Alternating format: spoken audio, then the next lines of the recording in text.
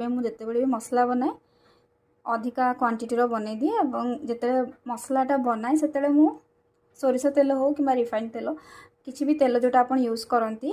ସେଇଟା ଯଦି ଢାଳିବେ ଟିକେ ମସଲା ବନେଇଲା ବେଳକୁ ତାହେଲେ ସେଇଟା ବହୁତ ଦିନ ଯାକେ ଆପଣ ଷ୍ଟୋର୍ କରିକି ୟୁଜ୍ କରିପାରିବେ। ମୁଁ କେମିତି ବନାଏ ଆଜି ମୁଁ ଦେଖେଇବି। प्रथमे सोरिष ढालिबे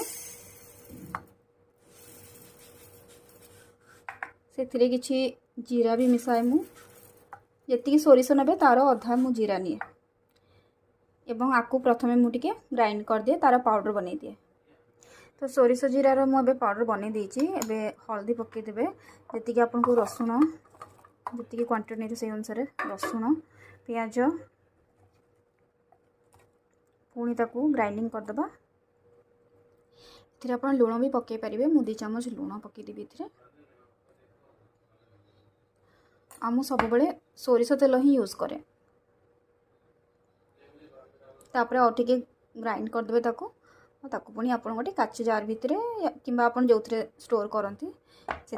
स्टोर करके रखिपारे।